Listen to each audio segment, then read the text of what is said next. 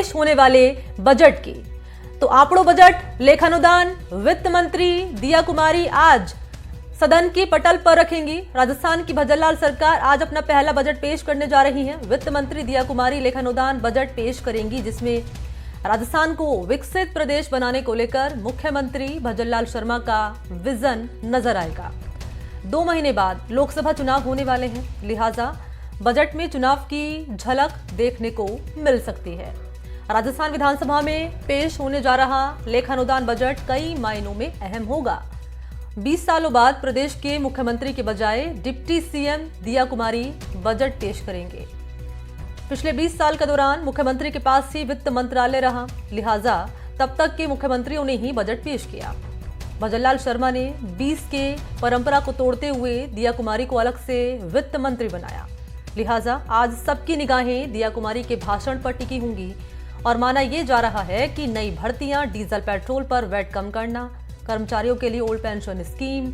हर घर नल का जल, चिरंजीवी योजना का आयुष्मान योजना में मर्जर, युवाओं को स्टार्टअप लोन, किसानों को ब्याज मुक्त लोन, लखपति दीदी स्कीम समेत कई अहम ऐलान आज पेश होने वाले बजट में हो सकते हैं। तो वित्त मंत्री दिया कुमारी आज सदन के पटल पर रखेंगी पूरा ब्यौरा। बजट आज पेश किया जाएगा और इस बजट पर पूरे राजस्थान वासियों की नजरें टिकी हुई हैं, खासतौर पर महिलाओं की, खासतौर पर युवाओं की, किसानों की और बेरोजगारों की, कि उनके लिए क्या कुछ खास इस बार के बजट में होने वाला है। सहयोगी वीरेंद्र इस वक्त मेरे साथ लाइव मौजूद हैं, उन्हीं के पास आपको लिए चलते हैं और जान लेते हैं वीरेंद्र से। वीरेंद्र, काफी उम्मीदें हैं हर तबके को, चाहे बात कर ली जाए किसानों को, युवाओं को, महिलाओं को, ऐसे में इंतजार अब खत्म होता हुआ नजर आ रहा है। अब से कुछ घंटे बाद दिया कुमारी सदन के पटल पर बजट रख देंगी, लेकिन उससे पहले तस्वीरें क्या हैं और क्या कुछ खास आज होने की उम्मीद है इस बार के बजट में?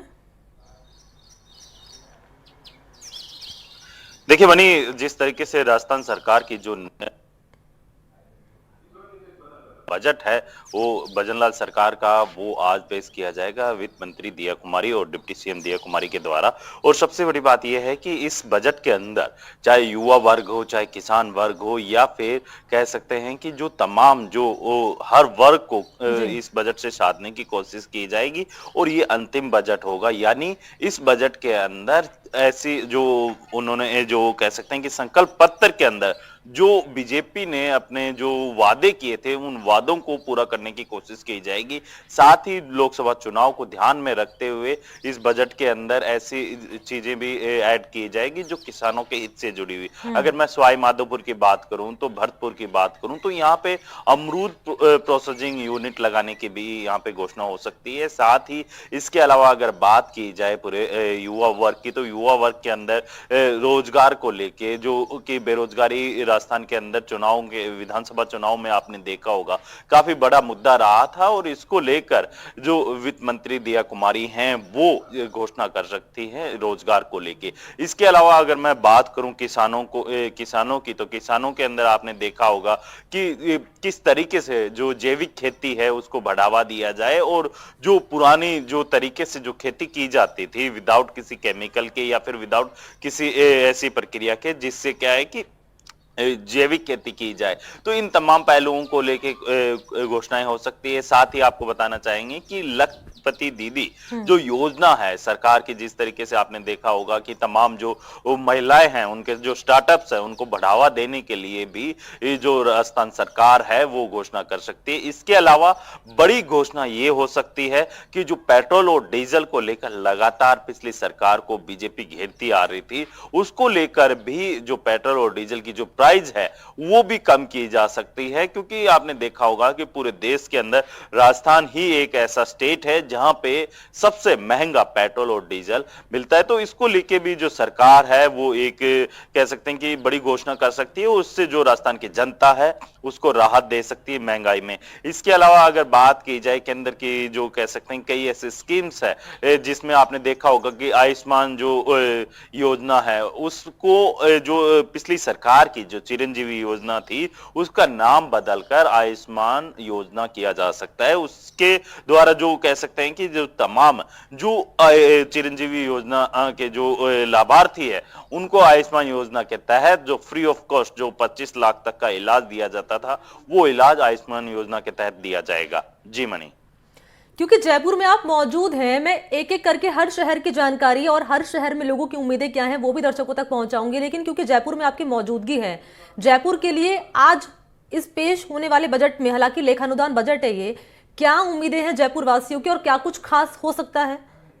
वीरेंद्र? देखिए मनी, जिस तरीके से आपने देखा होगा कि जयपुर की अगर बात की जाए तो जयपुर के अंदर सबसे बड़ी अगर कोई है तो वो है महंगाई। महंगाई जयपुर ही नहीं पूरे जो राज्य के जो जिले हैं तमाम जिलों के अंदर महंगाई काफी बड़ी समस्या है और उसको लेके सरकार है वो कई घोषणाएं कर सकती है। और आपने देखा होगा कि जैसे ही भजनलाल सरकार बनती है राजस्थान के अंदर यानी गठन किया जाता है उसके तत्पश्चात 450 रुपए में 1 जनवरी से तमाम महिलाओं को सिलेंडर है वो जो उज्ज्वला योजना के तहत जो गैस कनेक्शन लिए गए हैं या फिर जिनको उज्ज्वला के तहत महिलाओं को गैस कनेक्शन दिया गया था उनको 450 रुपए में गैस सिलेंडर है वो देने की घोषणा की गई थी। इसके अलावा अगर बात की जाए जो आपने देखा होगा कि किसानों की बात की जाए तो किसानों को 2000 जो यूनिट मिल रही थी और जो कह सकते हैं कि जो घरेलू यूजनी है वो बिजली है वो 300 यूनिट मिल रही थी। उसको लेके भी सरकार है सरकार ने साफ तौर पे कहा है कि हम पिछली सरकार की योजनाओं को बंद नहीं करेंगे लेकिन इन योजनाओं की समीक्षा करेंगे और उन समीक्षा के आधार पे योजनाओं को पूरी जो कह सकते हैं कि पूरे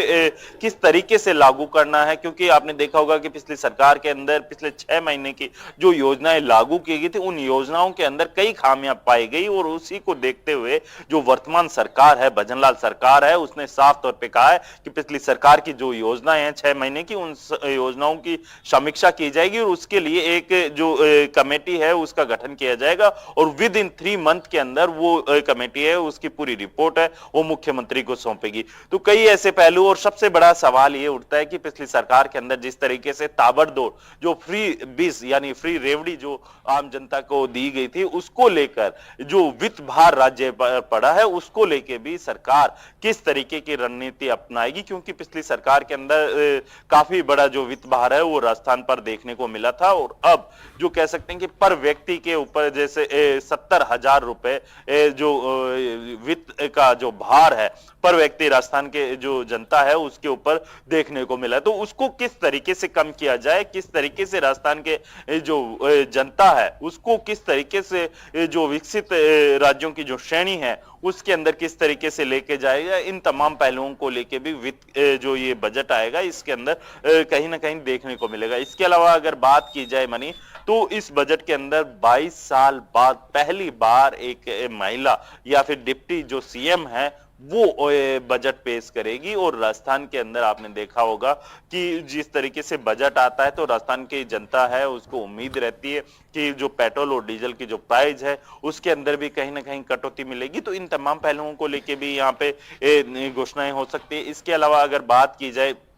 किसानों के लिए, किसान वर्ग के लिए, क्योंकि आपने देखा होगा कि किसानों की जो कर्जा माफी का जो मुद्दा है वो पिछली सरकार के कार्यकाल के दरमियान बीजेपी ने काफी मुखर होकर उठाया था। तो उसको लेके भी यहाँ पे किसानों के जो हितों को ध्यान में रखते हुए घोषणा की जा सकती है। जी मनी।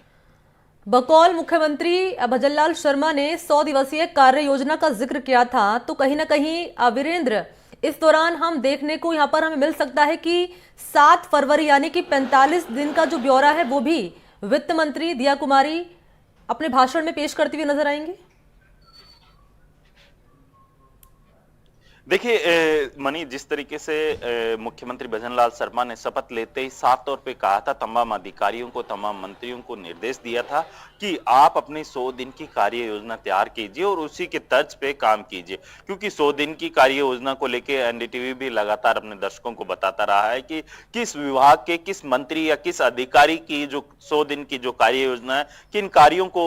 तवज्जो दी जाएगी। इन तमाम पहलुओं को लेके एनडीटीवी लगातार अपने दर्शकों को बताता रहा रहा है और आगे भी हम अपने दर्शकों तक ये सारी चीजें पहुंचाते रहेंगे। लेकिन सबसे बड़ा सवाल ये उठता है कि जो 100 दिन में से 60 दिन कंप्लीट हो चुके हैं नई सरकार के, 60 दिन के अंदर आप देखते हैं तो कई ऐसे जो काम है जिसके अंदर आपने देखा होगा कि जो सरकारी महकमे के अंदर जो सरकारी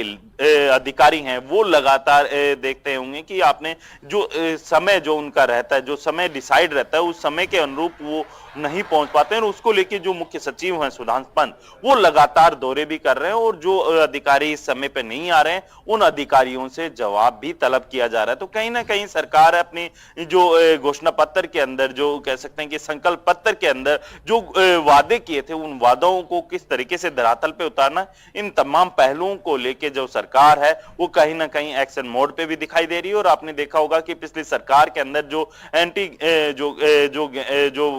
आपराधिक स्तर के जो मानसिकता के जो अपराधी हैं उनको उनकी धरपकड़ के लिए भी लगातार सरकार है वो एक्शन लेती हुई नजर आ रही है। इसके अलावा अगर मैं बात करूं मनी, तो आपने देखा होगा कि